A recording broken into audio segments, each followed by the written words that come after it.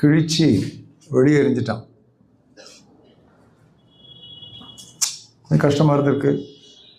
சில வருஷங்கள் கழித்து அவர் ராஜஸ்தானில் ஒரு இடத்துல பிரசங்கம் பண்ணுறார். அந்த ஊர் பேர் அஜ்மீர்.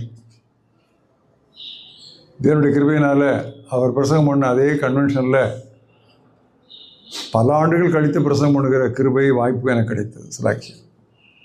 அது 120 130வது கன்வென்ஷன் ஏதோ சொன்னாங்க, அந்த சிஎன்ஐ சர்ச்சினுடைய கன்வென்ஷன்.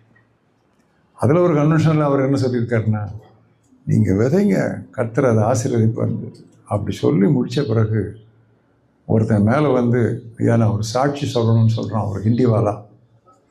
அவன் என்ன சொல்கிறான் தெரியுமா? தற்கொலை செய்வதற்காக ஒரு ரயில்வே பிரிட்ஜுக்கு அடியில் போய் நான் நின்னேன்.